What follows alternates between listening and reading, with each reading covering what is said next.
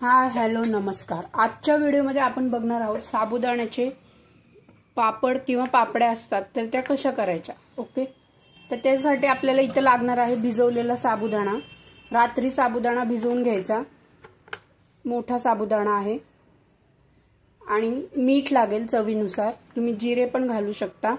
आणि जेवढा साबुदाणा असेल, समजा 1 किलो जर साबुदाणा असेल भिजवलेला, तर त्याच्या दुप्पट त्याच्यामध्ये आपल्याला पाणी घालायचं आहे। ओके, तर इथे आपण भिजवलेला साबुदाणा घेतलाय, हा साधारण एवढा एक भांडा आहे। आपण इथे 2 भांड पाणी घालणार आहोत आणि मीठ। ओके, आता पुढची प्रोसिजर करण्यासाठी आपण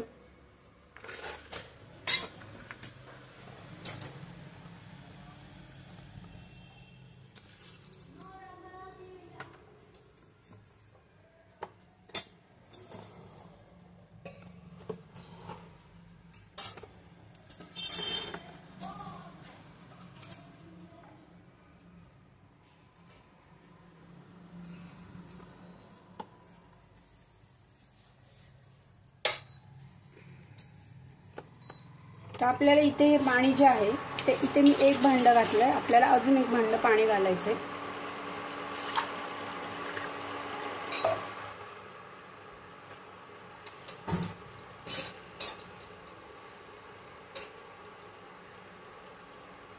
आणि हे आपल्याला फास्ट गॅसवरती उकळवून घ्यायचंय।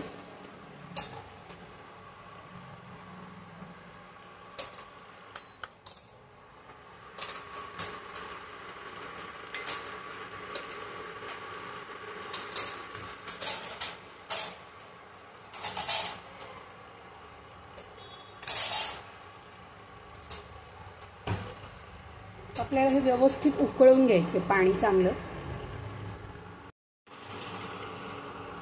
हा जो साबुदाणा आपण घेतला होता तो आपल्याला असा मोकळा करून घ्यायचा आहे, जसं आपण साबुदाण्याची खिचडी बनवताना वगैरे करतो त्यावेळेला। ओके, आता आपण काय करायचं, मोकळं करून घेतल्यानंतर हे जे पाणी आहे बघा, हे आपलं उकळलेलं आहे। तर या पाण्यात आपल्याला टाकायचे चवीनुसार मीठ, तुम्हाला हवं असेल तुम्ही जिरे पण टाकू शकता।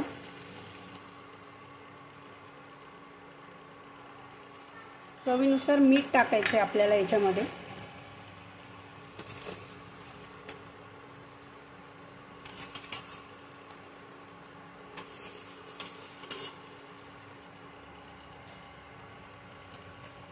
आणि मीठ टाकल्यानंतर आपल्याला हे याच्यात टाकायचं आहे।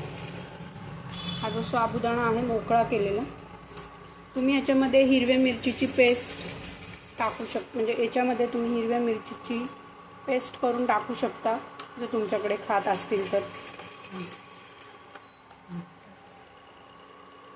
आणि पाणी उकळून झाल्यानंतर आपल्याला गॅस पूर्णपणे बारीक करायचा आहे, आणि मग आपल्याला हे साबुदाणे याच्यामध्ये टाकून घ्यायचे आहे।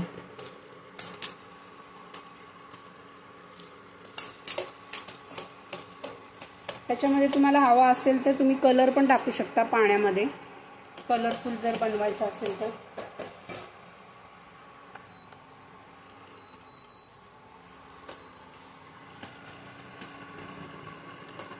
तर हे आपल्याला शिजवून घ्यायचंय व्यवस्थित।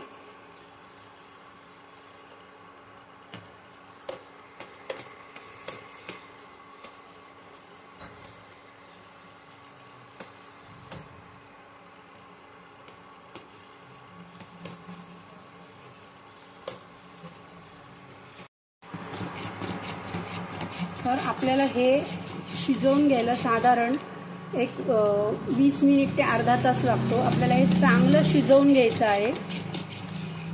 हे बघा, बघू शकता तुम्ही, हे अशी कन्सिस्टन्सी, म्हणजे असं घट्ट झालं पाहिजे, जसं आपण खीर वगैरे करताना करतो ना त्या प्रकारे हे घट्ट झालं पाहिजे। आणि मेन गोष्ट म्हणजे हे सतत आपल्याला हलवत राहायचंय, जर आपण हे हलवलं नाही तर हे खाली लागू शकतं। ओके, आणि हे तुम्ही असं तेल लावलेल्या एका ताटावर तुम्ही पसरवू शकता, किंवा एक प्लास्टिकचा कागद अंथरून त्या कागदावर सुद्धा, कागदाला पण तेल लावून घ्यायचं, आणि त्याच्यावर आपल्याला हे पळीनी ह्या पापड्या घालायच्या आहेत। मी आता तुम्हाला इकडे ताटावरच दाखवणार आहे, पण तुम्ही हे कुठेतरी गच्चीत किंवा गॅलरीत वगैरे अशा ठिकाणी तुम्ही कागदाला तेल लावून तुम्ही घालू शकता. नायलॉनची साडी असेल तरी पण चालते. तर आपलं बघा हे होत आलेलं आहे. साधारण एक 20 ते 30 मिनिट चांगलं शिजवून घ्यायचं आणि हलवायचं आहे आपल्याला. जर तुम्ही हलवलं नाही तर ते खाली लागू शकतं. ओके, अशा प्रकारे आपलं हे होत आलेलं आहे.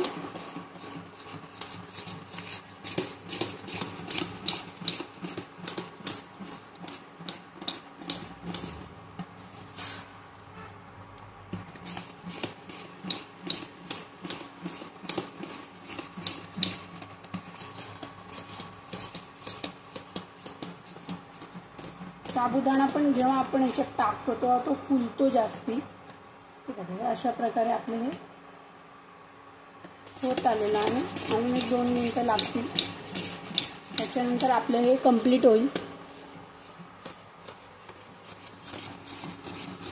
बघा आपलं जे हे आहे साबुदाण्याच्या पापड्यांचं हे झालेलं आहे. बघा याची कन्सिस्टन्सी ही अशी झाली पाहिजे. साधारण आपण खीर वगैरे करतो तशी. एक 30 मिनिट वगैरे लागलेत आम्हाला याला, अर्धा तास तरी लागलाय. तुम्ही तुमच्या वेळेनुसार बघू शकता. अशी कन्सिस्टन्सी आली पाहिजे. ओके, आता आपल्याला पुढे काय करायचंय,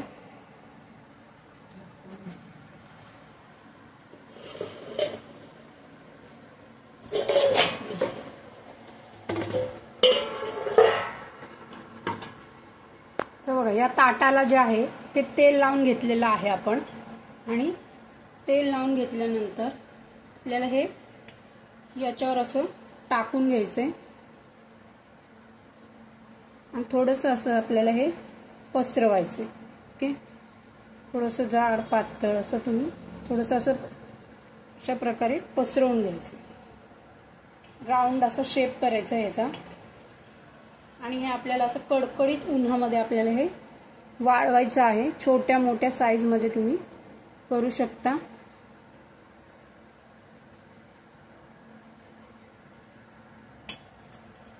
आणि हे गरम असतानाच आपल्याला पटापटा घालायचं आहे. तर आपलं जे चॅनल आहे YouTube channel Ketaki Creations and podcast, हे चॅनलला सबस्क्राईब करा, लाईक करा आणि शेअर करा. तसंच Annada foods and hobby classes हे फेसबुक पेज आहे, या पेजला पण नक्की फॉलो करा आणि पेजला शेअर करायला विसरू नका. Okay, thank you so much. हे बघा हे आपल्याला अशा प्रकारे आपल्याला हे पसरवून घ्यायचं आहे. हे टाकल्यानंतर त्याला ऑटोमॅटिकच शेप येऊन जातो. आणि थोडंसं असं लांब लांब टाकायचं आहे, कारण आम्ही इकडे हे ताटात मी टाकतेय त्याच्यामुळे. पण तुम्ही थोडंसं असं लांब लांबच व्यवस्थित आपल्याला टाकून घ्यायचंय. अशा प्रकारे आपल्या ह्या साबुदाण्याच्या पापड्या घालून झालेल्या आहेत. ओके, उरलेल्या मी करून घेते. तर या आपल्याला कडकडीत उन्हामध्ये आपल्याला ह्या वाळवून घ्यायच्या आहेत. त्याच्यानंतर तुम्ही हे तळून उपवासाच्या वेळेला खाऊ शकता. Okay, thank you so much.